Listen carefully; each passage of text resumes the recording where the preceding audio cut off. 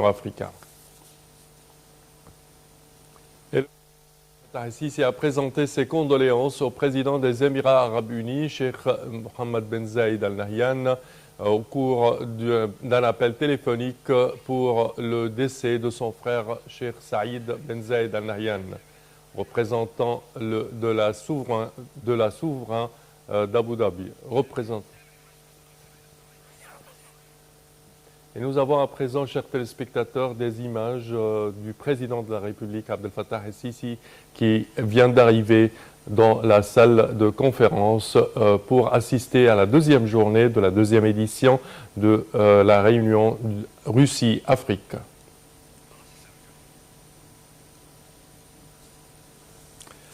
Et comme je vous le disais, le président Abdel Fattah El-Sisi a présenté ses sincères condoléances aux Émirats arabes unis, notant que le défunt a déployé de grands efforts pour le service de sa patrie et il a ajouté un rôle honorable pour le renforcement des liens, des relations fraternelles entre l'Égypte et les Émirats arabes unis. Que Dieu leur accorde la paix et le confort et le réconfort et accorde la patience à ses proches.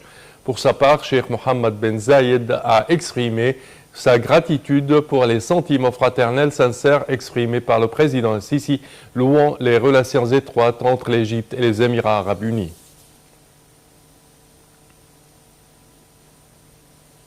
Et l'Égypte a convoqué l'ambassadrice danoise au Caire afin de protester contre les profanations récentes du Coran à Copenhague.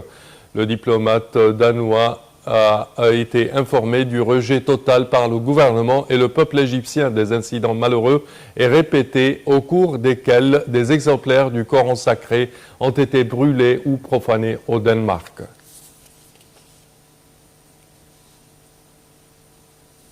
Et le Premier ministre, Dr Moussa Mohamed a annoncé une série de mesures, dont des coupures d'électricité planifiées, afin de faire face à la consommation énergétique croissante provoquée par la vague de chaleur intense qui sévit dans le pays.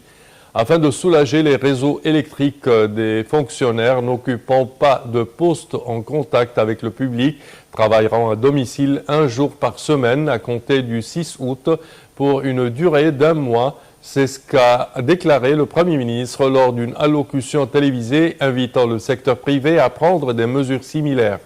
Des coupures de courant planifiées devraient durer 1 ou 2 heures par jour au maximum, a-t-il ajouté. Elles devraient persister jusqu'à la fin de la vague de chaleur actuelle. Le gouvernement a commencé la semaine dernière à mettre en œuvre ces coupures, exhortant les habitants à ne pas utiliser les ascenseurs à certaines heures de la journée.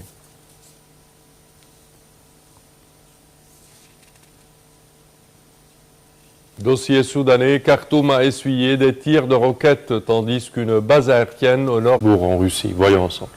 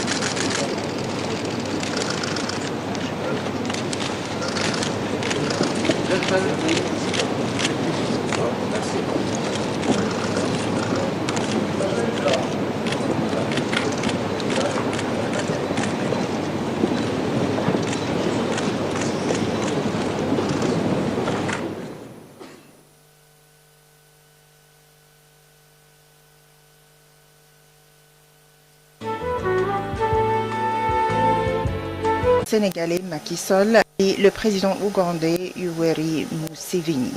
Le porte-parole de la présidence de la République, le conseiller Ahmed Fahmy, a déclaré que les leaders africains ont suivi au cours de la réunion les développements de la position exécutive de l'initiative, surtout après la visite de la délégation africaine en Russie et en Ukraine en juin dernier, pour tenter de contribuer sérieusement aux efforts en cours pour résoudre la crise entre les deux pays en mettant l'accent sur la poursuite du soutien du continent à tous les efforts visant à régler la crise en rapport avec les répercussions économiques qui ont un grand impact sur les économies des pays africains et le maintien de la paix et de la sécurité internationale.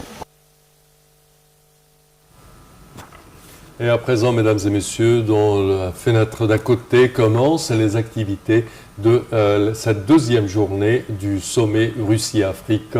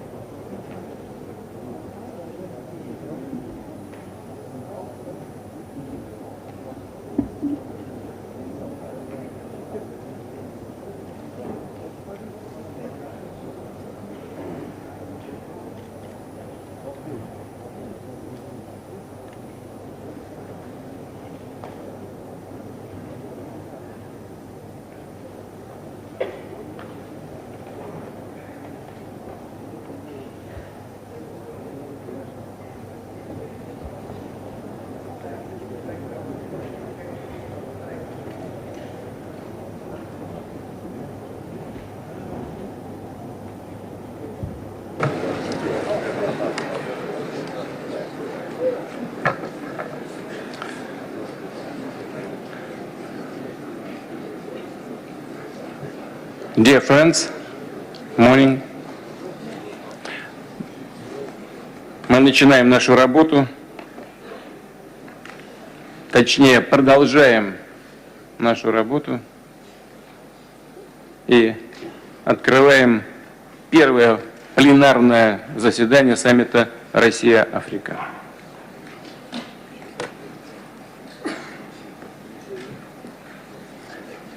Уважаемый господин Асумани, уважаемые главы государств, правительств, руководители делегаций, уважаемые друзья и коллеги. Рад приветствовать вас на пленарном заседании второго саммита Россия-Африка. Здесь собрались представители подавляющего большинства африканских государств и руководители ведущих региональных организаций. И это убедительно свидетельствует о взаимном стремлении наших стран и народов развивать сотрудничество по всем направлениям, укреплять честное, открытое и конструктивное партнерство. Россию и Африку связывают традиционно крепкие узы дружбы и тесные взаимовыгодные отношения. Bonded by very old and historic relationships that been laid out in the middle of the last century in the years of the struggles of the African continent for freedom. And throughout decades, we've provided previous assistance in a harsh confrontation between the African countries and the colonization. Unfortunately, the features of the colonization are still present and being provoked and by the previous colonization countries in the fields of the media and humanitarian. Russia is honoring the memorandum of the African leaders such as Patrice Lumumba and Gamal Abdel Nasser, Nelson Mandela and Ahmed Ben Bella and Omar al-Mukhtar and Kwame Nkrumah and Samora Machel and Persian Gore and Kenneth Kaunda as well as Julius Nyerere, and we are still remember and honor the other African struggles for freedom and for the national leadership. Based on the principles of justice and equality, those paid in different, with their lives in different arenas. Such examples of freedom, independence and sovereignty are very important in the last harsh, difficult of the international setbacks when they still to laying out a system of multilateral and the support a set of groups, a set of countries that without any struggle, those they used to be dominated by their internal affairs. Therefore, it's not a coincidence that the second summit of the Russian Africans under the theme of the peace and development, not only through the strategic expansion between Russia and Africa, but throughout different pivots such as the international stability and the localizing the development in Africa. Russia and the African countries advocate for building up the new engineering that are more reasonable for the world system based on the UN Charter, the International Convention, and coordinated the stances that one of the most agendas, most articles of the international agenda. And for the political statement being prepared for adoption in this summit and the African-Russian expansion is expanding to confront into the dangers of the terrorism. We are working against the misuse of the climate change and preserving the human rights and what is called the generation agenda for unethical purposes, and other measures that affects the countries that practice the independent existence, and we cannot actually approve what is named the international provocation based on the multilateral that the West are building and changing for their interests. And most importantly, that Russia and Africa are funding the historic pursuit to defend the real policy and the right though the union path for development in different arenas politically and economically.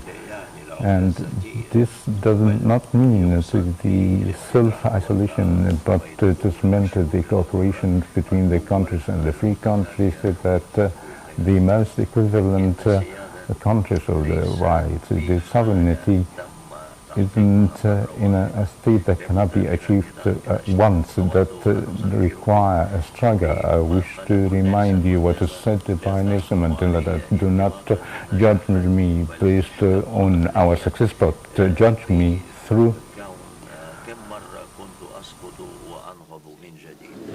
We need to defend it.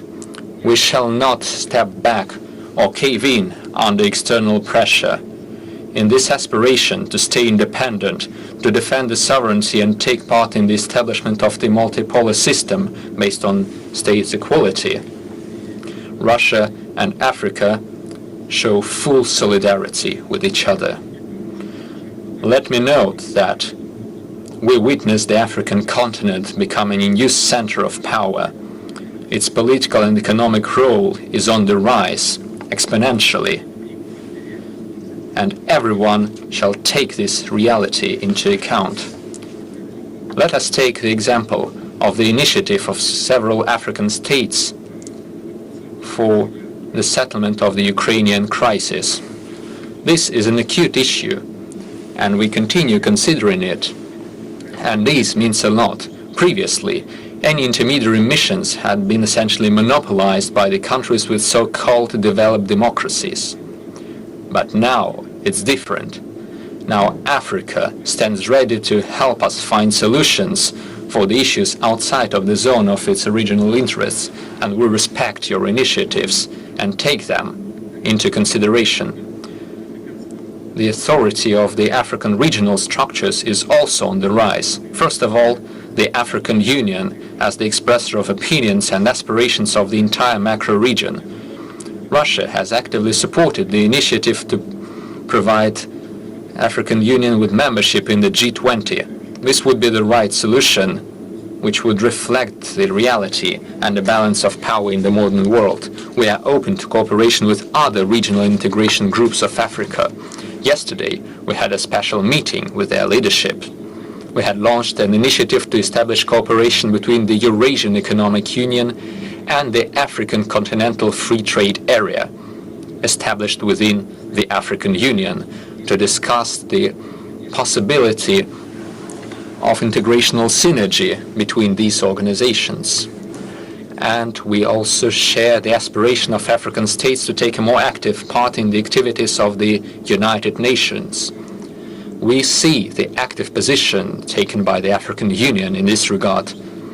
We stand ready for practical consideration of any proposals to expand the representation of Africans in the bodies of the United Nations, including in the context of the proposed reform of the UN Security Council.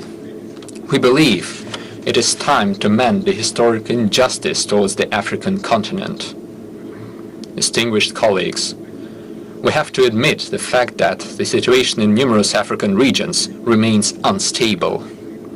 We still see unsettled international and ethnical conflicts, acute political, social and economic crisis.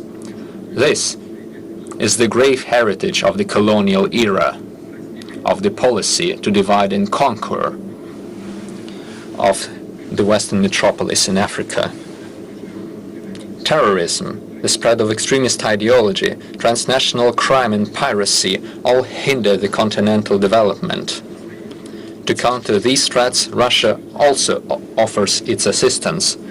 We stand ready in active cooperation between the law enforcement bodies and the special services of the Russian Federation and the African countries.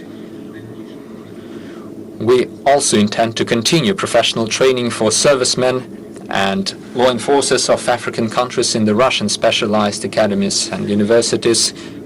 Currently, the servicemen from numerous African states are studying in the universities of the Russian Defense Ministry. In order to enhance the defense capacity of the continent's countries, we enhance our partnership in the military and military technical areas. Russia has signed agreements on military and technical cooperations with over 40 African countries, which now receive a wide array of Russian weaponry and military equipment. Some of them is provided free of charge in order to enhance security and sovereignty of these states. Our African colleagues take active part in the military and technical forums and exercises organized by Russia, where they can see the advanced types of weaponry and military equipment in practical use. The attention of Russia to Africa is on the rise. This can be seen in our plans to expand the diplomatic presence on the continent.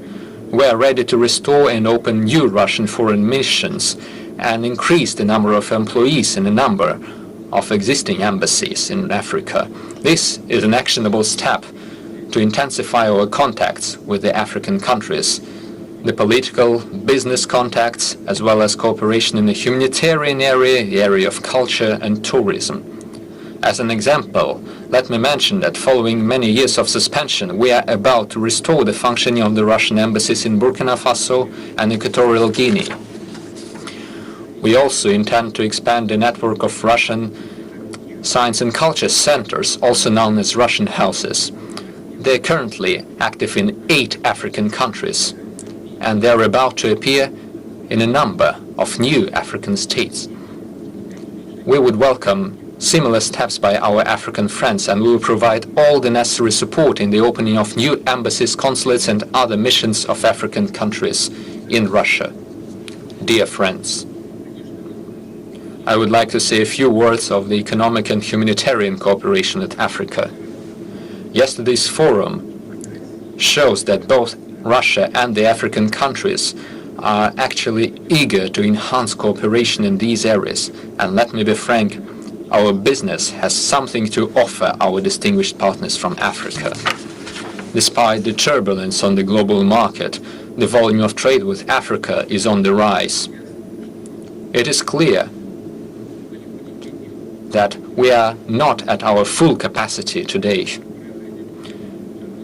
In absolute figures,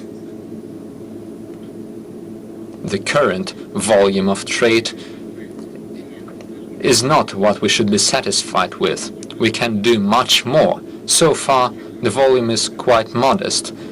The growth of the Russian-African trade and the diversification would be promoted by the use of national currencies in the trade and the establishment of new transportation and logistics chains. We understand the importance of unhindered supply of food products for the social and economic development and the support of political stability of the African states. Therefore, we expand and extend the shipments of agricultural products to Africa.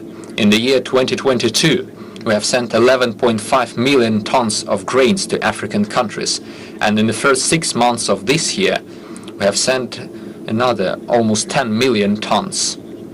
Despite the illegal sanctions against our exports, which seriously hinder the shipments of Russian food products and complicate the transportation, logistics, insurance, and bank transactions. Let me underline that you, my dear friends, can rest assured that Russia shall always remain a responsible international supplier of agricultural products. We shall continue supporting the countries and regions in need. We will provide our grains and other food products, including shipments free of charge, and shipments within the United Nations World Food Programme. Yesterday, as you know, we announced that in the upcoming 3 to 4 months we will provide additional 25 to 50,000 tons of grains to 6 African countries, free of charge. Overall, Russia intends to continue providing assistance for the development of the African continent by providing more than humanitarian assistance, but also trade preferences, supporting the creation of modern industries, agriculture, assistance through the relevant international structures and agencies. In particular, from 2020 to 2023, bilaterally, we have carried out 11 Russian humanitarian activities in 10 African countries. We were one of the first to come to the assistance of the continent states during the coronavirus pandemic. We have provided millions of test systems free of charge. We have provided mobile medical laboratories and equipment for the Special Infection Research Center. Russia takes part in the debt relief efforts for African countries. Currently, the overall sum of debt cancellation amounts to $23 billion. According to the latest request of the African countries, we will provide another $90 million for their development. To finish my statement, dear friends, let me underline once again that we are sincerely ready to stand side by side with our African friends to work for the future, to create a genuine strategic partnership and interaction. We appreciate our relations with each African country and with the continent in general, and we are sure of the successful future of these relations in the current multipolar world which is in development. Thank you for your attention.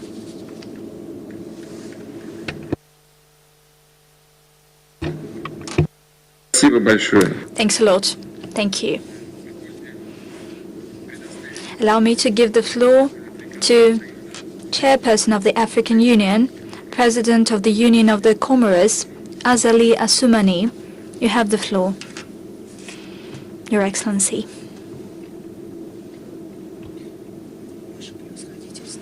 Your Excellency, distinguished Vladimir Putin, President of the Russian Federation, Your Excellency, ladies and gentlemen, heads of state and government, distinguished Mr. Moussa Faki, President of the AU Commission, distinguished ladies and gentlemen present here, I bring you grace. Thank you for giving me the floor. At the outset, I would like to sincerely thank you for the warm welcome and hospitality. Thank you for having us here at this Russia-Africa Summit. We appreciated the dinner that you offered us yesterday. It was delicious, with wonderful concert. It showcased the great cultural potential behind this wonderful city of St. Petersburg. I would like to once again highlight our cooperation that sets an example. We have wonderful, skillful people, we have creativity, we have resilience, and it all deserves respect. This sets an example, and yesterday we reaffirmed it once again during our work that took place in wonderful conditions. It led to signing of multiple agreements which would contribute to our cooperation. Let me emphasize that our partnership holds great future, especially if we actively get on board the youth, the women. This is the future of our countries, and we need to nourish the skills of business to them. It would also benefit to the business climate of the African Union countries, as well as initiatives to encourage foreign direct investment. The African youth is very vibrant. There are a lot of startups, SMEs. A great deal of effort is invested in research and science, despite shortages in investment, we need to take into account the priorities of each other. Certainly, the 2063 African Union agenda would contribute to the sustainable economic growth of the Russian Federation and the African Union. The African Union is engaged in the economic transformation. Certainly, Russia would participate in the investment. It would also benefit from our many resources. We want to build an economic and social Africa that is integrated in the rest of the world. Certainly, we need to develop trade investment in line with our shared goals. When it comes to training in digital technologies, Russia has achieved a lot here. We need to create human capital in order to work successfully in this area, in order to support sustainable development, in order to engage an increasing number of young people. As for peace and security, as well as democracy and human rights, of course, we applaud the efforts of some of our partners, but we also ask some of the other partners not to interfere in our domestic affairs. We are fighting against unconstitutional changes. At times, something happens on our continent, and that does not benefit our countries. The African Union condemns the anti-constitutional changes in Niger.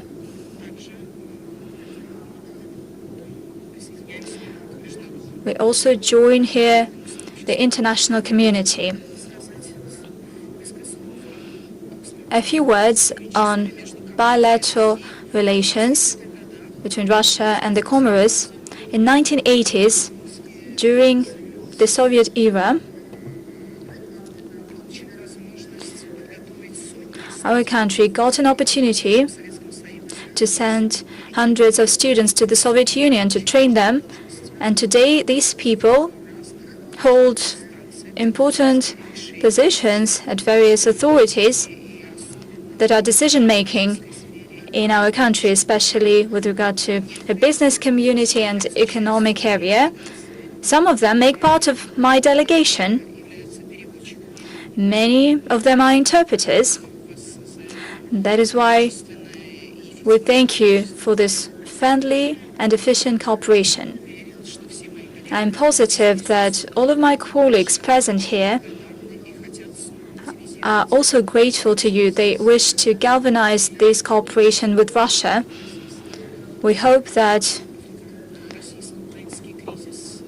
the Russia-Ukraine crisis that somewhat halted our relationship would see the resumption of our relations. Thanks a lot, Mr. Chairman.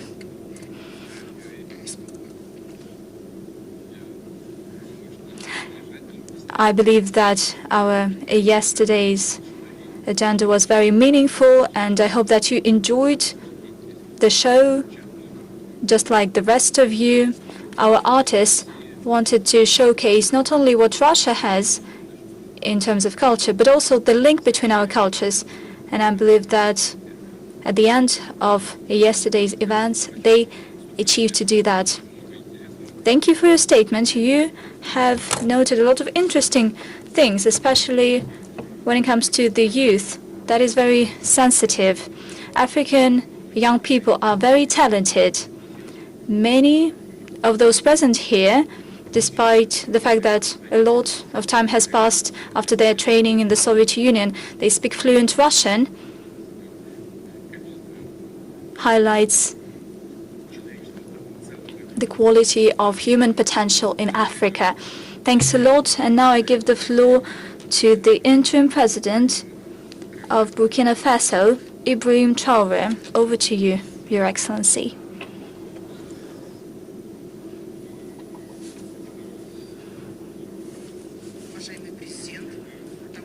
Your Excellency, Mr. President, Comrade Vladimir Putin, Your Excellency, Chairman of the African Union, heads of the delegations, thank you. Hello. It gives me great honor to address you here this morning and to convey to you the fraternal greeting of my people. At the outset, I would like to thank the Almighty who allowed us to gather here today and to talk about the prosperity and the future of our peoples.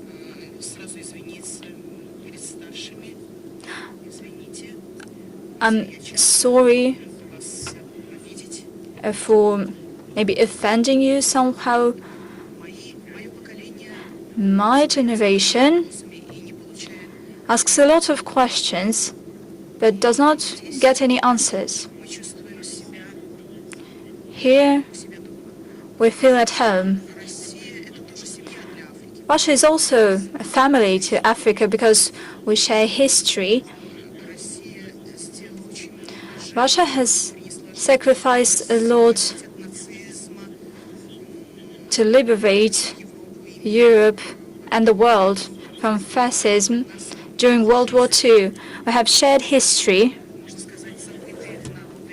We can say that we are forgotten peoples of the world, be it movies, books. In many ways, the role of Russia and Africa in the fight against Nazism has been forgotten, but today we stand together, and today we're here to talk about the future of our countries and what will happen tomorrow in this new free world to which we aspire for, where there will be no meddling in our domestic affairs. We have shared prospects, and I hope that this summit will provide an opportunity to establish just peace and just world order and relations between our peoples. It's not quite clear to me how come that Africa, that has so many resources, water, solar energy, how come that currently it is the poorest continent in the world with the highest levels of famine? How come that we have to ask for help? We ask ourselves, but we don't get any answers. We have a chance to build a new relationship. Hopefully, this relationship will be for the better to us in order to build a better future for our country.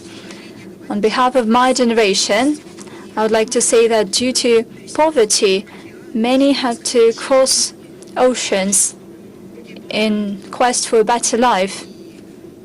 At times they die, at times they starve. It's hard for them to survive. As for Burkina Faso, it's been 8 years since we have been facing the most barbaric and violent form of colonialism, barbarism. We are imposed this modern form of slavery. We were taught one thing: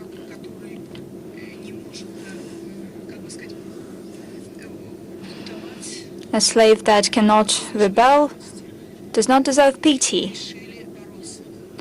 And we decided to fight against terrorists that impede our development and our struggle.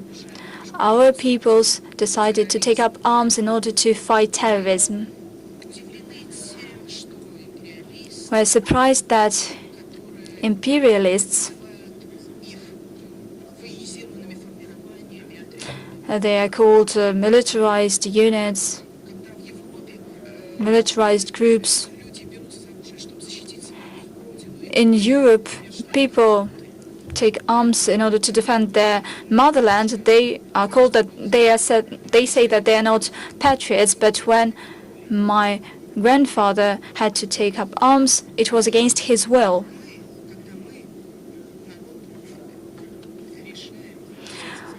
When people decide to take up arms,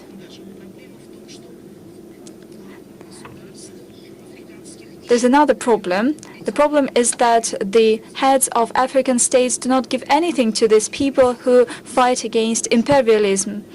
They're calling us armed units, bandits. We do not agree with such an approach. Leaders of African states should not be puppets when imperialists treat them like that. I would like to convey a message to the heads of African states.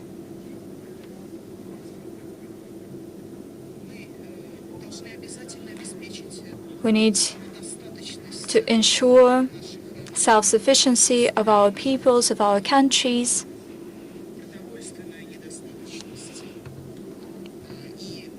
We need to ensure food self-sufficiency, and we need to meet all the needs of our peoples.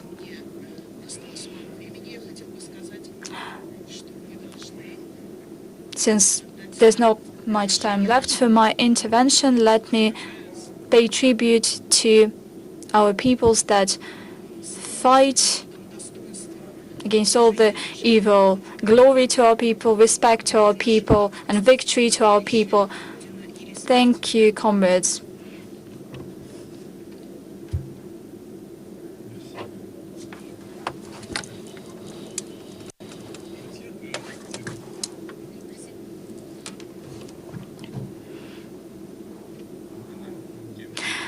Thank you. Mr. Traore, indeed the truth is distorted as someone converted by someone, but indeed this struggle was fought by the Soviet Union to liberate humankind against Nazism. Let me draw your attention to the fact that the struggle of Africa for its independence and against apartheid has been going on not for the interest and for the benefit of the Africa per se, but also for the benefit of the humankind, because it leads to such results that improve the quality of relations in the world. Hence, it improves the situation in the world at large. And in this sense, I agree with Mr. Traore. It resembles pretty much what was happening with the Soviet Union, what has been happening with Russia in its struggle, and what is happening with Africa in their quest for genuine independence. It gives me great pleasure to give the floor to the President of the Central African Republic, or rather to the President of Republic of Cameroon, Paul Biya.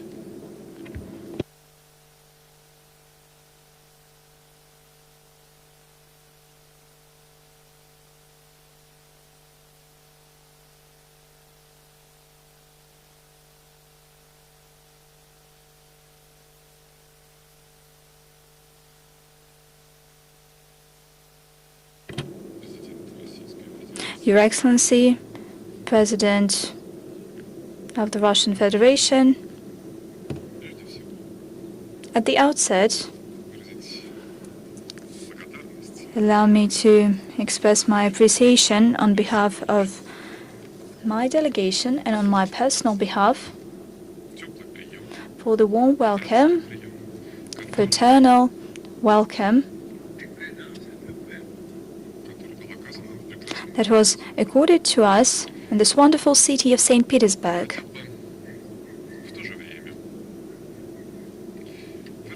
At the same time, allow me to express my appreciation on behalf of all the African states and peoples for arranging and organizing this summit that would, without any doubt, help strengthen mutual understanding between Africa and the Russian Federation.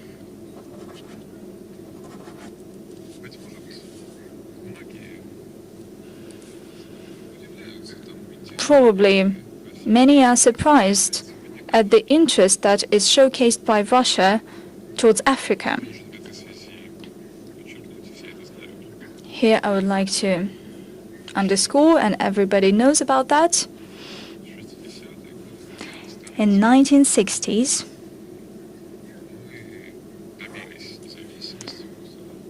we gained independence after a long struggle, and back in the day, Russia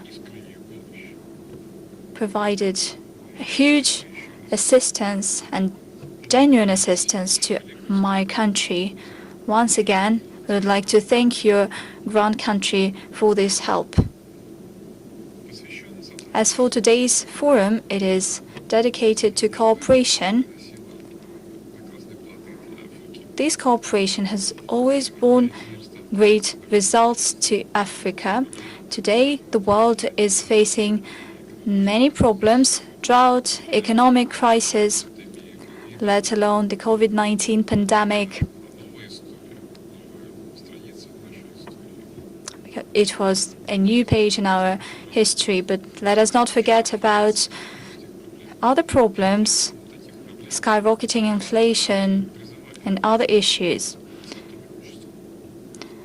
In the face of these challenges, we call you for cooperation, the kind of cooperation that Russia has always enjoyed with Africa. I'm confident together we can offer new solutions to our peoples to address all challenges.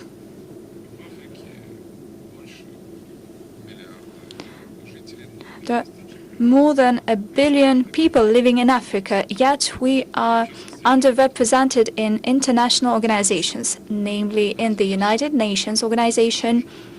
We look forward to Russia's support in rectifying the current state of affairs, which is unjust. Let me also say that the development problems are still urgent for our countries. The current crisis has further aggravated the situation. Just like in the past, we hope that Russia would support us. It would help us find finance and resources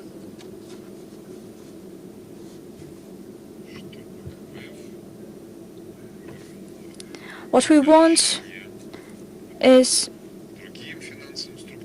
to send a request to the IMF, to other financial institutions, in order to resolve our problems, to address security issues and terrorist challenges. That is the area where we also need to cooperate. Indeed, Russia provides assistance to many countries of the world in its fight against terrorism. Africa faces these issues as well as many other challenges, the whole range of them, but hopefully together we will move towards resolving these matters. I won't keep listing all the difficulties and problems that we are facing. I would like to take this opportunity once again and thank the Russian Federation and its leadership for providing assistance to African countries in overcoming economic difficulties. Our students are studying at Russian universities. They get back to our country enriched with new knowledge, and this is something we are grateful to the Russian Federation for.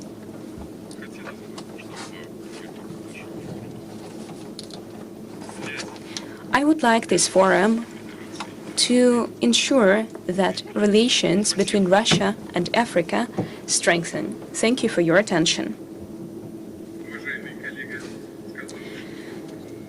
Our distinguished colleague has just said that some people are surprised at Russia's increasing attention to Africa. However, I personally think that this is hardly surprising. There is a certain apprehension regarding this process, but it is something else that is surprising. It was surprising that at a certain point in history, Russia started paying less attention to Africa, despite the positive experience of previous decades that we had accumulated. However, at some point, we did not pay enough attention to Africa. But given Africa's future, its potential, and our achievements accumulated over previous decades, it is only natural that we, Russia and Africa, restore our relations, and this process will continue unfolding. Our work today is another attempt to move down the same path. I now give the floor to President Touadéra of the Central African Republic.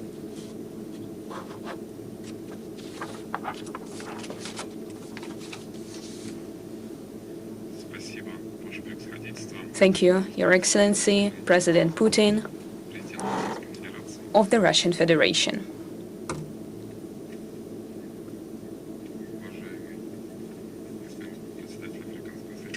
Distinguished Chairman of the African Union, Heads of State, ladies and gentlemen. Today I speak on behalf of the Central African Republic.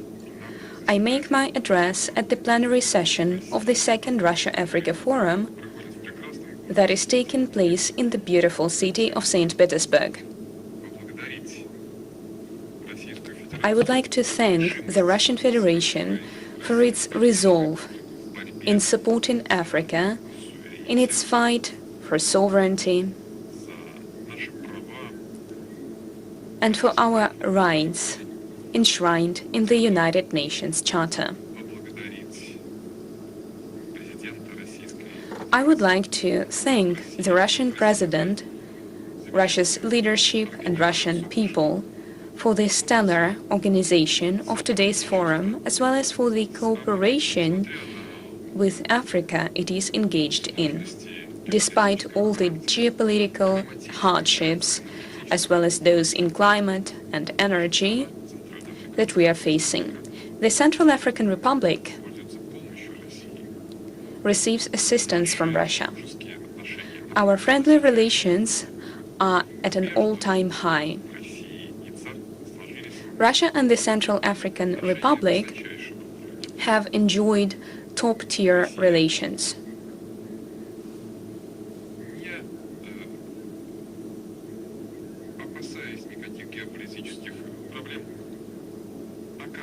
Undaunted by geopolitical hardships, Russia provides assistance to our country, including to our armed forces and security forces, in their fight against terrorist organizations.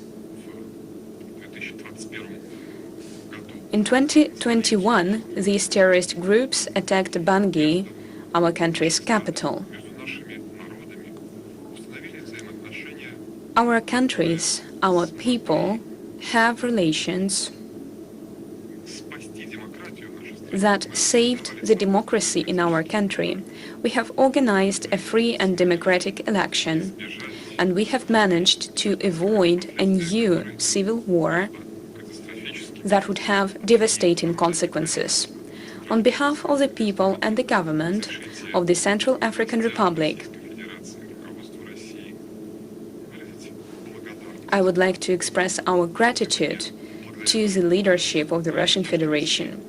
Thanks to Russia's support, our country has embarked on the path towards peace and prosperity. Currently, we hold a plethora of summits and make many promises, but not all of these promises are translated to reality. However, we are traversing a food and climate crisis. Africa is looking for reliable economic and financial partners.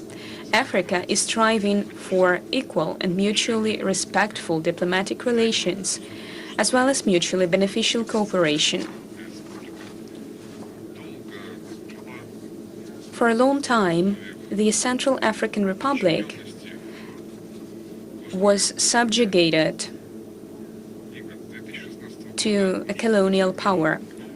In 2016, our country started a new page in its history. Today, we diversify our diplomatic relations and establish bilateral ties with all countries who are desirous of doing so. We develop economic relations and various programs. The Russia-Africa Forum, that focuses on a humanitarian component this year,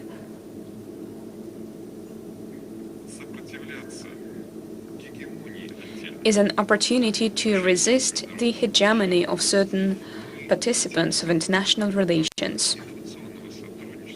As part of innovative cooperation with Russia, we are looking for practical and sustainable solutions for our country and the entire African continent.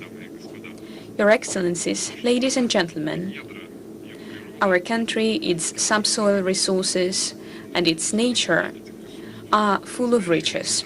However, these resources are not enough today because the colonial yoke continues to remind of itself, persists. The Central African Republic invites all countries of the world to a mutually beneficial and effective cooperation within a world order based on the United Nations Charter. African countries want to see their ideals translated into reality, as well as peace, security, and harmonious development. Thank you. Dear colleague, you said some kind words about our international relations. Naturally, we will preserve the same level of international relations, including in the most sensitive areas of our cooperation. There can be no doubt about that. However, we can do and must do more. We have plenty of opportunities and will do so. We will develop our relations in this area. I now give the floor to the President of the Republic of Uganda, President Museveni. The floor is yours.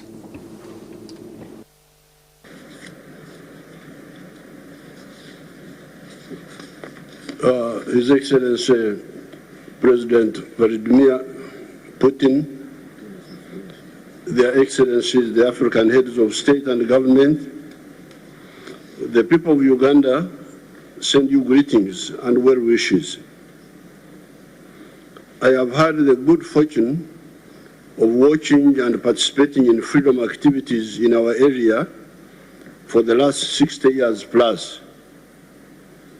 In order to understand the struggles we have been involved in, we should be reminded that by 1900, the whole of Africa had been colonized except for Ethiopia.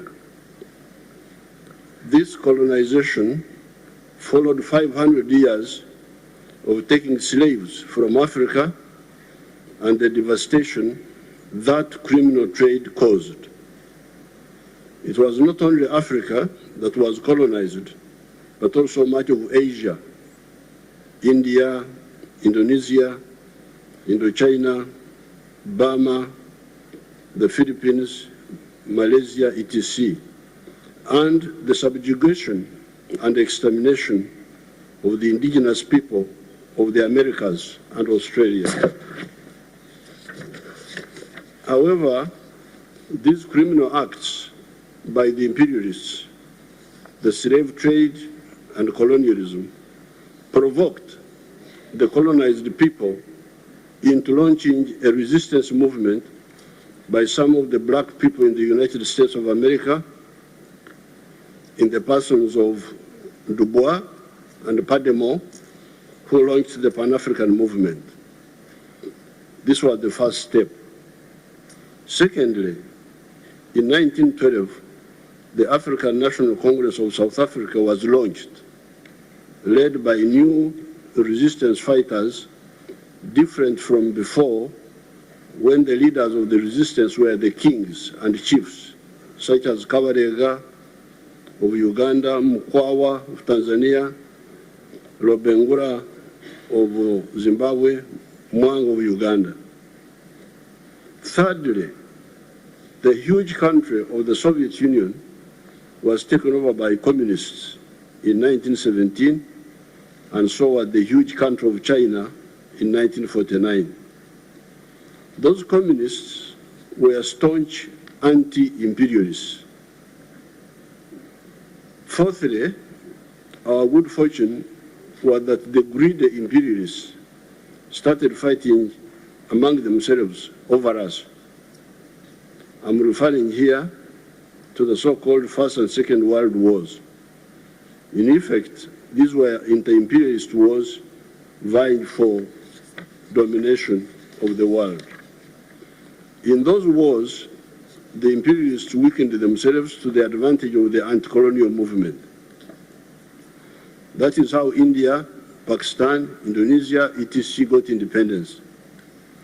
Some of the imperialists tried to cling to colonies, but they were defeated in Algeria, Vietnam, Kenya, Mozambique, Angola, Guinea-Bissau, Cape Verde, Zimbabwe, Namibia, and South Africa. Fifthly, even within the imperialist countries, we had allies that were against the evil system. People like Fena Brockway, Dingo Foot, Olof Palme were with us and with our parents before us in opposing this evil system. It is these 5 factors that caused the defeat of the imperialism and restored our sovereignty to some extent. These are, again, the anti-colonial movement in Africa, Asia and Latin America, the rise of communism in the Soviet Union, China, Cuba, North Korea, etc., the 2 inter-imperialist wars of the last century that caused the weakening of the imperialist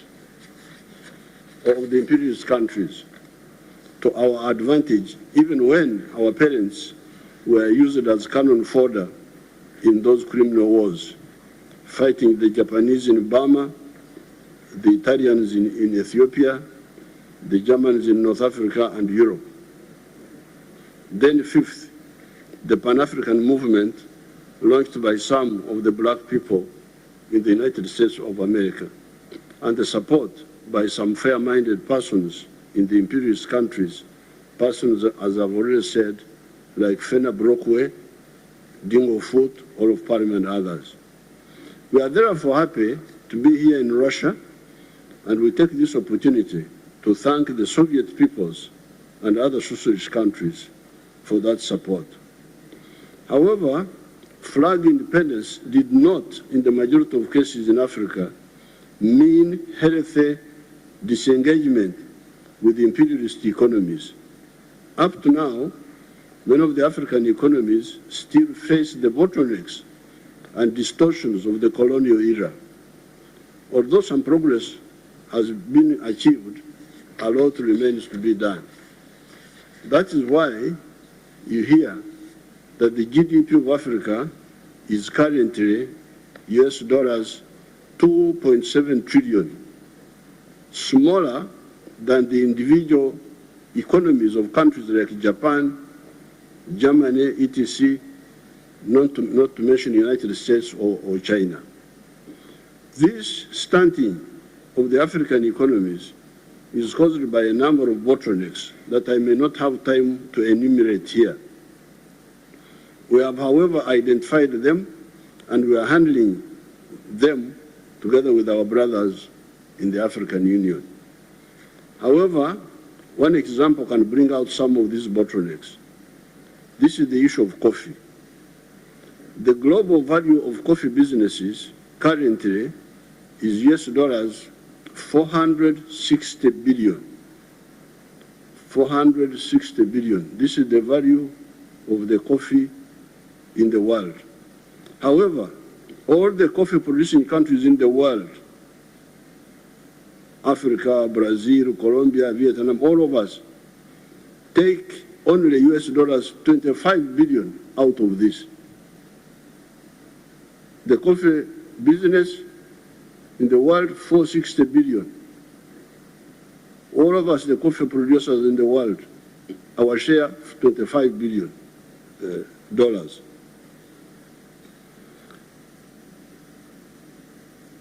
Africa's share is US dollars 2.5 billion. Out of the 460 billion, Africa's share is 2.4 billion. With Uganda taking $800 million, because we are now producing 800 million bags of 60 kilograms each. Germany, a non-coffee producing country, earns US dollars from coffee, 6.85 billion from coffee, more than all the African coffee producing countries. My young friend from Burkina Faso was asking about this, where the problem is. I could see he's very worried, our young soldier there. So you have the answer here. This is part of modern slavery. This is the modern slavery. What is causing this?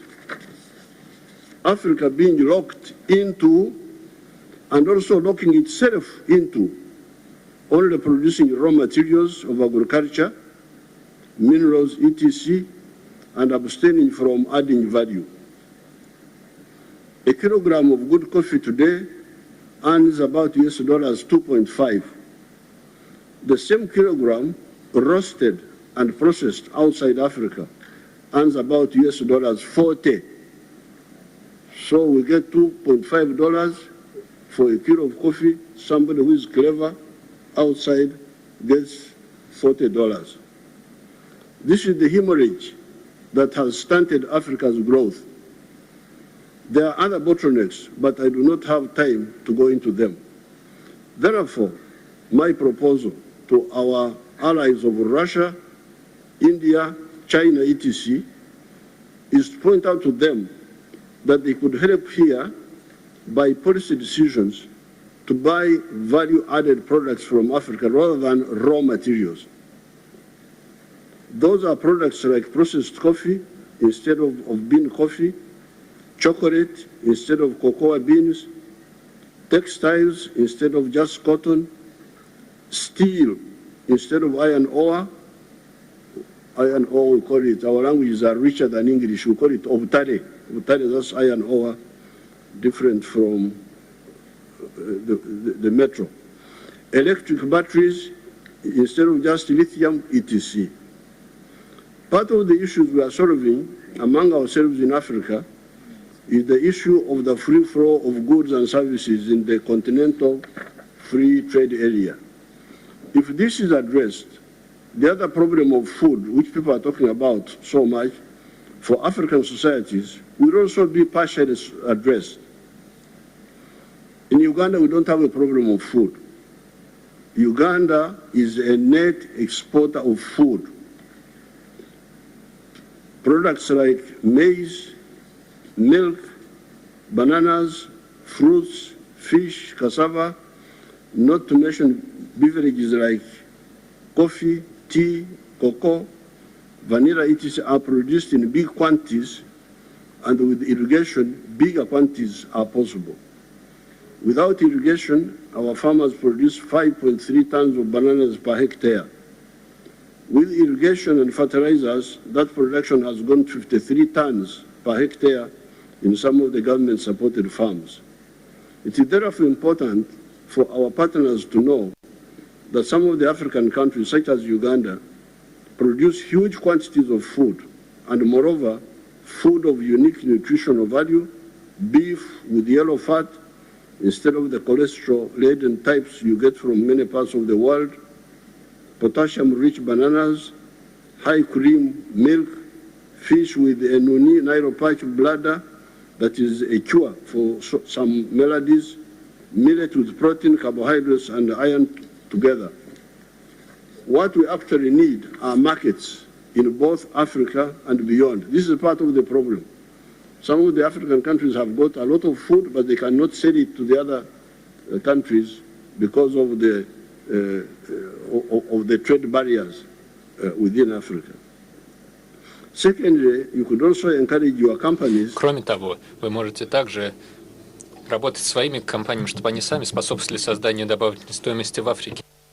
Value addition to the abundant raw materials in Africa means more jobs for the unemployed African youth that are dying in the Mediterranean trying to reach Europe, and more money in their pockets. They will then afford to pay for more electricity generated by turbines made from outside, which creates more jobs and money for the turbine producers outside. After some delays, we in Africa are making some good moves. One of them is the CFTA, the Continental Free Trade Area, that is uniting the huge market of Africa of 1.5 billion people. We shall be 2.5 billion in the next 30 years. Remember that Africa is 12 times bigger than India in land area. But until recently, the population of India has been bigger than that of Africa. Therefore, Africa has actually been underpopulated for much of the millennia. The fact that it is the origin of man, Homo sapiens sapiens, 4.5 million years ago, notwithstanding. Today, on account of modern medicine, Africa will have optimal population for the first time in human history. Finally, those who foment wars on account of ideological issues are wrong, and they are time and opportunity wasters. Human history will move on whether they like it or not. Did the religious wars in Europe impose religious conformity in the world? You remember there were people who wanted to make sure that everybody is a Catholic, wanted to make sure, and they were using war, and what happened? They failed. Did Metternich, there was the Austria of the Austro-Hungarian Empire called Metternich. Did Metternich's Holy Alliance stop the spread of capitalism and the overthrow of feudalism?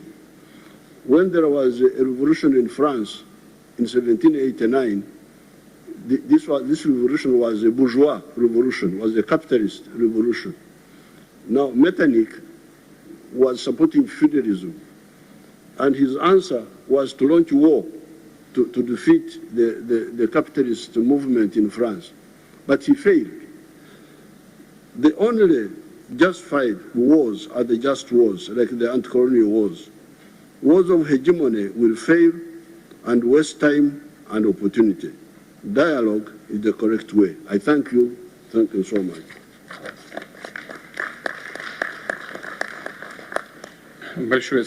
Thank you very much. It is true that slavery today is recognized by all as a crime. There is no denying that. But back in the day, they did everything to fight against you during the liberation struggle. Obtaining your own flag, as mentioned by our colleague, is not enough to be truly independent. Certain countries are trying to retain their monopoly in the area of finance, in the area of technology, in the area of digital technology, and in the area of food. This is unacceptable. We shall fight against that.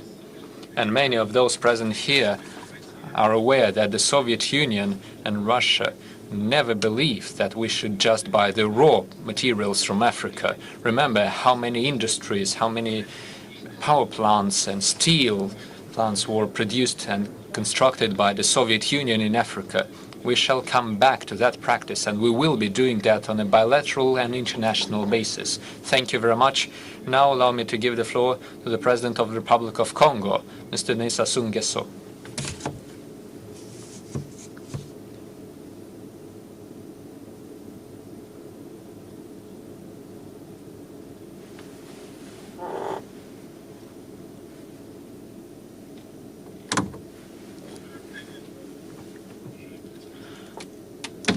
Distinguished Mr. President of the Russian Federation,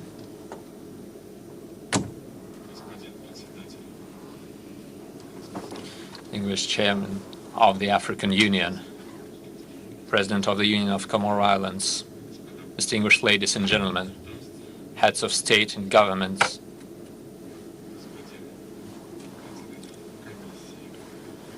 distinguished Chair of the Commission of the African Union, ladies and gentlemen,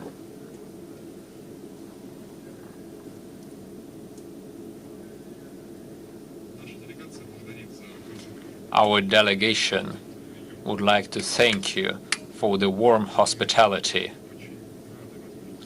we are glad to seize the opportunity to take part in the second Russia-Africa summit. First of all, I would like to sincerely thank the President, His Excellency, Mr. Vladimir Putin, for the warm hospitality that we've enjoyed here. The issues discussed during our today's session, in my view, are first of all our aspiration to peace, security, and development. Each era in history is a separate generation. Each generation has its own challenges. In Africa, we are always talking about unity. Previously, we were fighting against colonialism. We had to fight against the apartheid. We had to fight for our independence.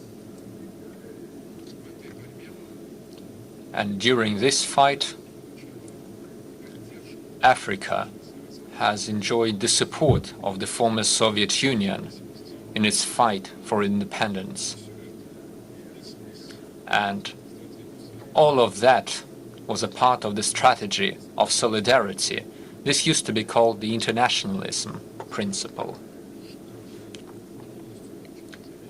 In order to achieve genuine independence, the African countries required competent professional elites.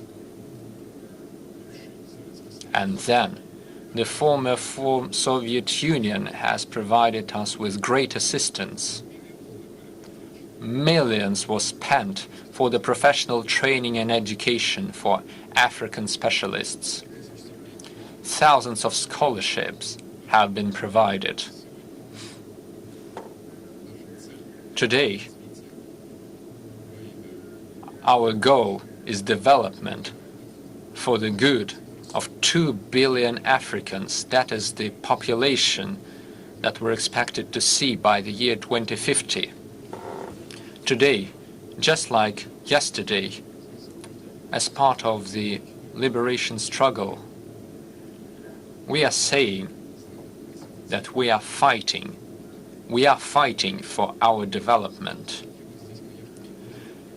And Africa cannot continue this fight alone without its friends and partners. The world today has turned into a global village. We're all living together. Mr. President,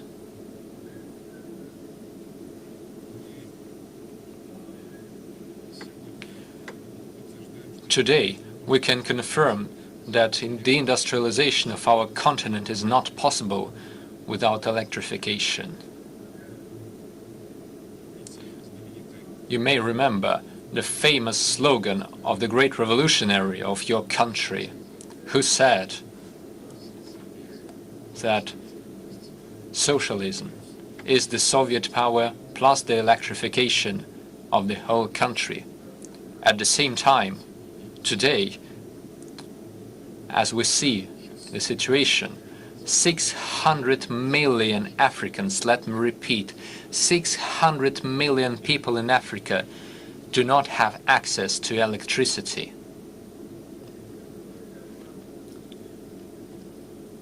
Moreover, speaking of the African Continental Free Trade Area, as well as the free movement of people, of goods and services,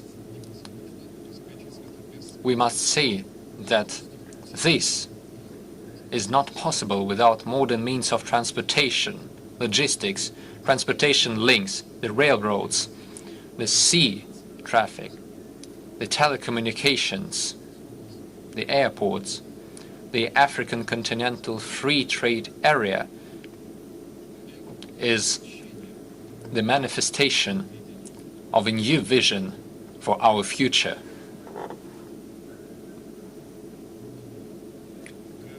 However, the implementation of the free trade area is only possible if supported by the relevant infrastructure and these investments are quite costly. And if our countries are left alone, this would be equal to suicide. The implementation of such plans is only possible if we unite our efforts as part of the continental or the regional and sub-regional organizations. Assistance to Africa by Russia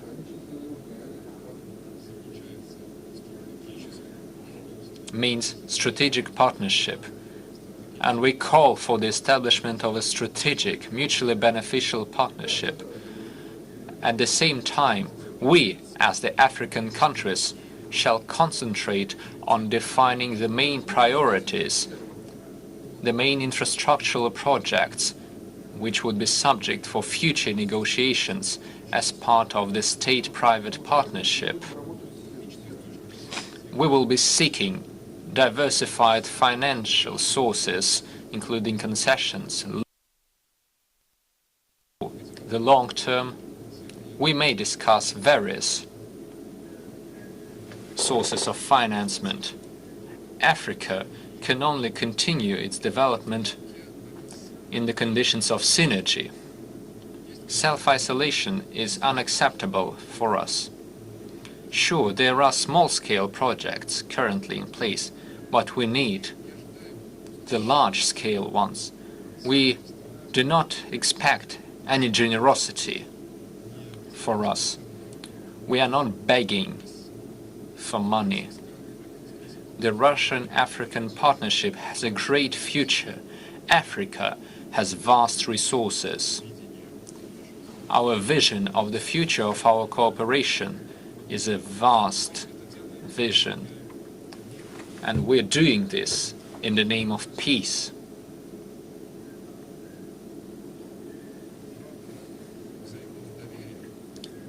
Based on the mutual trust and confidence between the partners. This would allow us to comply with all the obligations and complete all the initiatives. Speaking of peace in Africa, I would like to repeat that we do have an aspiration for peace in Africa and in Europe as well. This is exactly why I am once again calling to put an end to the Russian-Ukrainian conflict. There is one African saying: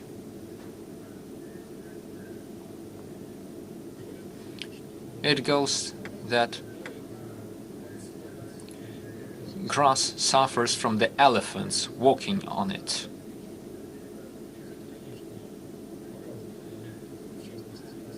This means various aspects of our activities.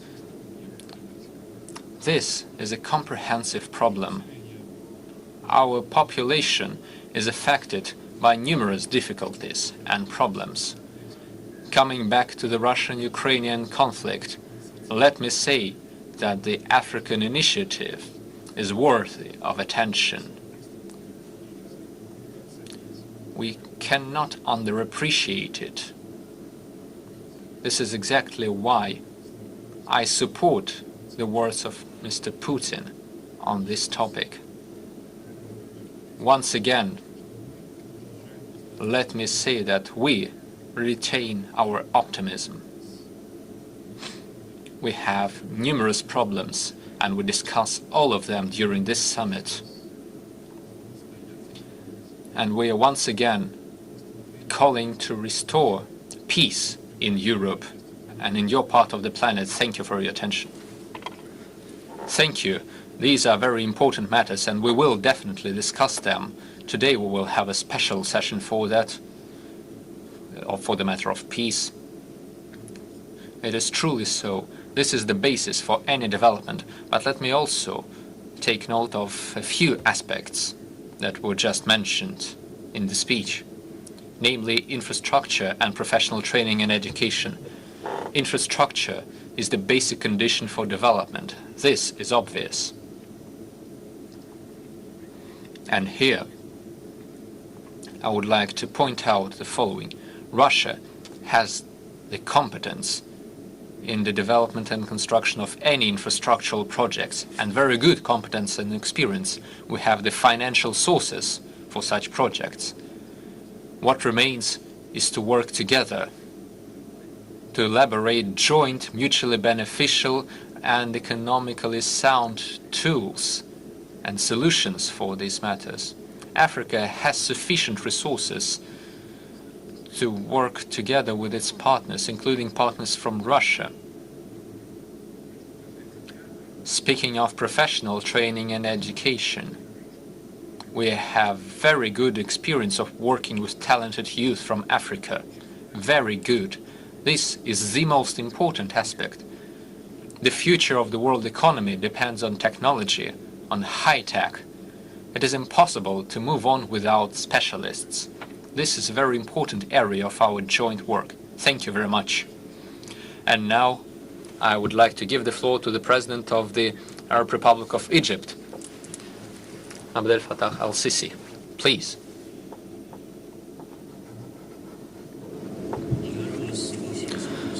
Thank you very much, Your Excellency, President of the Russian Federation, in the name of Allah, most gracious and merciful. Your Excellency, President of the Russian Federation, Vladimir Putin, Excellency, Chairman of the African Union, Mr. Asmani, Your Excellency, Heads of State and Government, ladies and gentlemen, first of all, I would like to express my gratitude to the President of the Russian Federation, Vladimir Putin, for the warm hospitality and the great organization of the second Russia-Africa Summit. The first summit, as we know, was organized in 2019, and we believe that this was an important event for the establishment of partnership between Russia and the countries of the African continent. Today's summit takes place in the most complicated international situation, since we are witnessing the polarization of various forces and their influence on the entire system of international relations. The African countries have a bit in the construction of solid infrastructure for their further development. And we are also concerned about the matters of peace and security. This is exactly why our countries are trying to do everything to use the resources at their disposal to achieve such goals. Ladies and gentlemen, Egypt has always pioneered initiatives in these areas. Peace between the strong powers shall be based on the principles of justice. This has always been our strategic choice. We firmly believe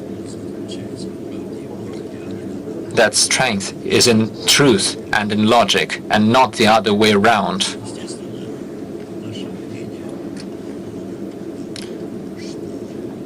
Sure, we have our own opinion on what is happening today, and this is important for further development of our strategic partnership.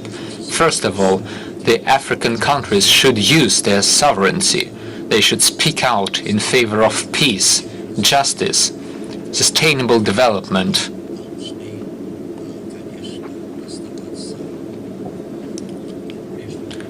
We shall always adhere to the same position regarding all the complicated issues that we are facing today within the United Nations, including the matters of peaceful settlement of the existing crisis. We should also carefully consider the reasons and the origins of the conflicts and their influence on peace and security. We also need to closely consider the issues related to the impact of international sanctions on one country or another. We should take into account the goals of development of African countries in light of the challenges that these countries face.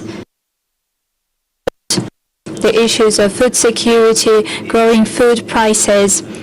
That is why we need to swiftly find a solution to food supplies issue, supplies to developing countries, and we need to bear in mind all the relevant issues. Naturally, we need to build consensus on the Green Deal, and we need to take into account the needs of all the countries, as well as the repercussions of this situation for many countries and peoples. As for the stance of the African countries, it is built upon moderate views that we profess, and we believe that we need to resolve all these matters guided by our interests. Here, financing issues are very important, and Russia's support to African countries. The documents that we adopt today at the summit are crucial to define our strategic partnership, let alone the vast prospects that are opening up in light of the development of our cooperation. And it also meets our common interest. Certainly, the areas of economic cooperation and the attention that we pay to industrialization, agriculture, infrastructure, it is all very important for our cooperation with Russia. Taking into account the historic ties between our peoples, let me avail myself of this opportunity to state that Egypt is ready to contribute to deepening our strategic interaction, building upon the principles that we agree on.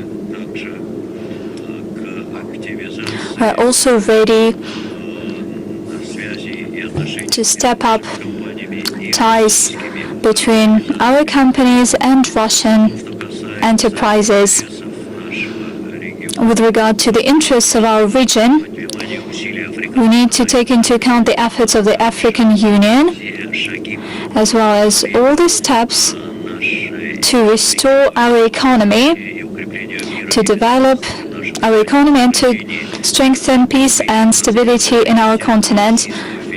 By way of concluding, let me thank the Russian Federation and Vladimir Putin personally for this summit, for organizing this event.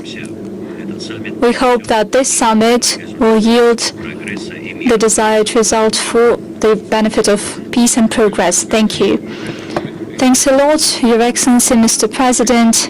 Relations between Russia and Egypt over the past decades have been strategic. That is a simple fact, regardless of what our documents state, although they state exactly the same thing, that relations between Russia and Egypt enjoy strategic nature in terms of politics, economy. We have a lot of shared joint projects. Let me get back to something that was raised by my friend and colleague regarding the food policy, food shortages and food prices and so on. I've already stated, and I would like to repeat it once again. There are difficulties in food and energy global markets, but they emerged not yesterday due to the conflict in Ukraine, but they started way back during the COVID-19 pandemic, when many countries, including industrialized countries, they closed companies, they closed enterprises due to health concerns. They had to support their population and their production in various areas. How would they do that? At the end of the day, they emitted a lot of money in the US and in the Eurozone In the Eurozone, there was a somewhat lower emission, but in the US, they had bigger emission. And they started printing money and allocating this money to buy food on global markets, and prices skyrocketed.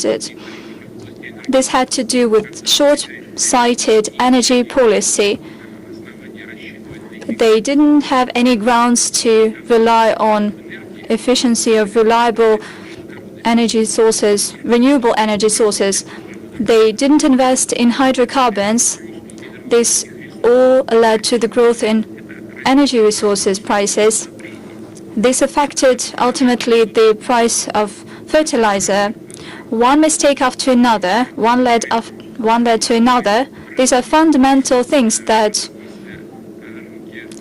turned the markets upside down, the food and fertilizer as well as energy markets. This is the cause of all the problems. Certainly, the developments in Ukraine fuel the current problems, but the thing is that it was caused by the financial and energy policy of Western industrialized countries, as well as financial policy of the West. That is the root cause of the price hike on food markets. But certainly, we need to think about other matters that are on the agenda. I'm talking about the crisis in Ukraine. Thank you for your statement. Now I give the floor to the President of the State of Eritrea, Isaias Afewerki.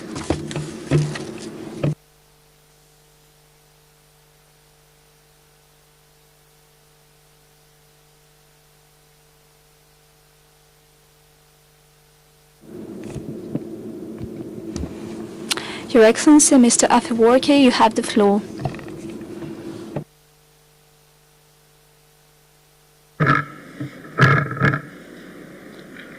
Excellency President Vladimir Putin, I would like to thank you for giving me the floor. I have an unwritten document to mention. The statements made by previous speakers have addressed almost the fundamental issues of this joint summit between the Russian Federation and the African continent. My emphasis would be on the process that we are undertaking now through consultation. Developing consensus is very critical. We're in this second phase of the Russia-Africa summit, which, in my opinion, has highlighted and developed some of the fundamentals for this strategic partnership. But the strategic partnership will have to take stock of serious issues at the moment. I would suggest that a mechanism be established to develop to prepare a document for strategizing on this strategic partnership between the Russian Federation and the continent. But this strategy will not have to be a general framework for the partnership that we'll have to build. We need to further move towards identifying areas of cooperation within this strategy and prepare documents for concrete projects on each and every sector and industry. The sectoral and industrial planning within a broader strategy, taking stock of details that will have to be prepared for the mobilization of resources. In my opinion, Russia, Africa, China, other partners, even outside Africa, Latin America, Asia, developing this project. And their manuals or details of the plans that will require the mobilization of resources, I would say this continent has, as we're told, has more than 60% of natural endowments globally. If this 60% could be mobilized to implement projects at a sectoral and industrial level, then we talk about the time frame for implementing these projects by mobilizing the required resources. I'm confident to say that the Russian Federation has all the industrial base and technology base to provide the support required for this strategic partnership between Russia and Africa, but also including other continents that will make their contributions at the final achievement of the goals. And the draft document will have to be prepared, I say now, and probably in the coming summit that will take place anytime next year, so that we have a clearly defined strategy. The strategy will have to include a number of sectoral and industrial plans, detailed plans on the timing of implementation, plus the mobilization of resources, not only material resources, financial resources, but also technological and industrial resources that will have to be mobilized to implement these detailed plans. The detailed plans could be implemented by putting in place mechanisms that will take every project on its own and implement, ultimately creating an integrated approach on implementing those particular programs. And this requires a lot of refinement on the institutions and then the mechanisms that we'll have to create.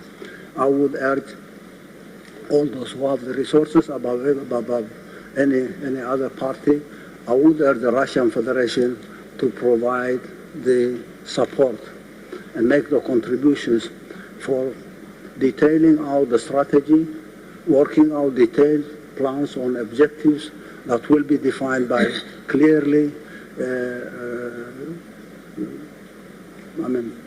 detailed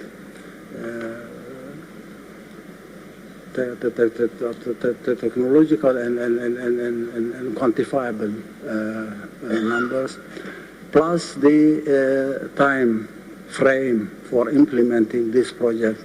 Once we have this document ready, the contributions from each and every partner at the continental level, on the part of the Russian Federation, plus other global partners who will join our effort to change the reality in Africa, because the coming generation after 25 years will have a population of 2.4 or 2.5 billion within the continent, and their issues will have to be addressed at an earlier phase rather than later on facing challenge for the implementation of this project.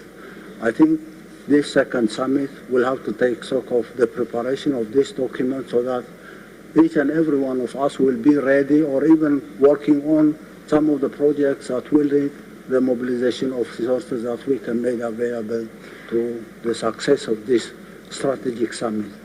I once again would like to thank you, President Putin, for creating this conducive environment for exchanging ideas and developing consensus, but going beyond that to implementable, sustainable programs for the benefit of humanity, not only Russia and Africa. Thank you again. Я полностью согласен. Если не... I totally agree with you. If we don't think about short-term and mid-term, then it would be hard to achieve some genuine results. So the establishment of such mechanism and strategic partnership is a very important deed. That is a beacon that shows where we should be going. Indeed, that is a very challenging task at hand. And if you want to compare it with the capacities of our partners from other regions in Latin America and Asia, then the best way, the best platform would be consultations with our BRICS partners. And here present are colleagues, for instance, President of the South African Republic, together we will try to advance your ideas together with our BRICS partners. Certainly, we also need to think about, of course, it is a very challenging effort to consider all the sectors, all the countries, but if we want to get specific results, we need to think about it right now. I agree with you. Thank you. Give the floor to the President of the Republic of Guinea-Bissau, Mr. Umaru Sissoko Embalo.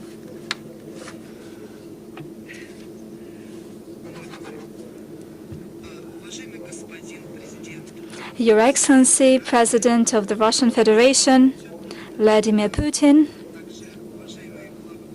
distinguished heads of state and government, Your Excellency, Mr. Assoumani, heads of African countries, distinguished heads of the delegations, distinguished representatives of international organizations, distinguished guests, ladies and gentlemen. First and foremost, I would like to express my sincere appreciation to President of the Russian Federation, Mr. Vladimir Putin, and the government of the Russian Federation for the warm welcome accorded to our delegation and to me personally in this beautiful and hospitable city of St. Petersburg. I also thank the administration of St. Petersburg for the excellent working conditions that are one of the keys to the summit's success. St. Petersburg was previously called Leningrad, and certainly this is a historic city. This city, during murderous fight of World War II, inspired people all over the globe. And after that, they started their struggle to liberate their nations. Distinguished ladies and gentlemen, heads of state and government of African countries, these days, the two international events are taking shape.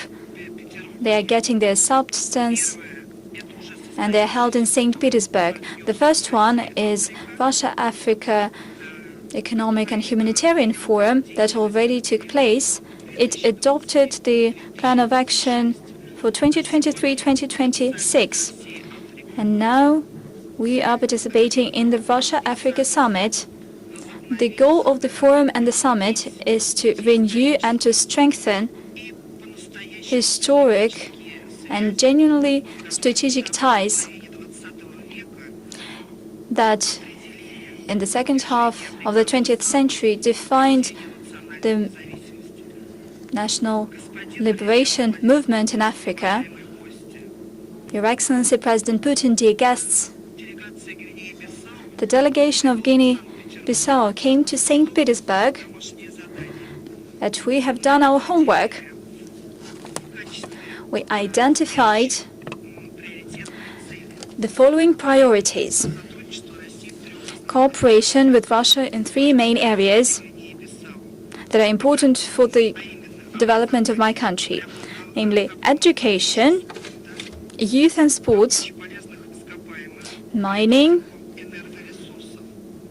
energy cooperation, infrastructure, fisheries. Naturally, the government of Guinea-Bissau will cooperate with the Russian government both bilaterally and multilaterally in accordance with the plan of action adopted by the forum, namely Russia-Africa Humanitarian and Economic Forum. We would use all the potential of our relationship. Thank you. Thank you, my dear friend. You have pointed out three major components: energy, education, and fishery is part of food. In all of the above-mentioned spheres, we have great capacities, wonderful cooperation, and the relevant financial resources. We are going to continue working together based on your proposals. I now give the floor to the chairman of the Presidential Council of Libya, Mr. Al-Manfi. Mr. President, Vladimir Putin, President of the Russian Federation, dear heads of state, Mr. Assoumani, Chairman of the African Union and President of the Comoros,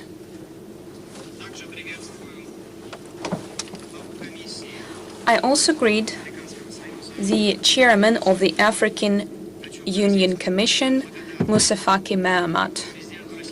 I would like to express my gratitude to President Putin of Russia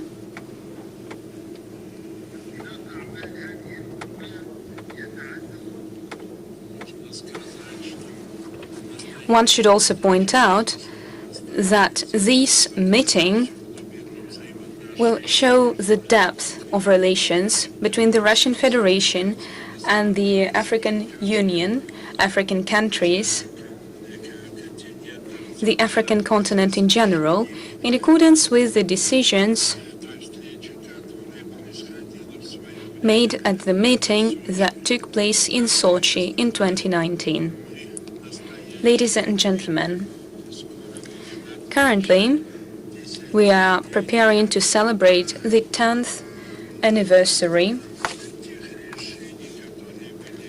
of the decisions that were made regarding the strategic pathway of the African continent.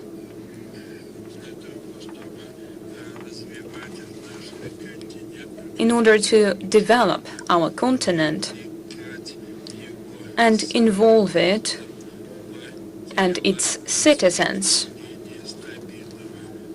in ensuring stable development.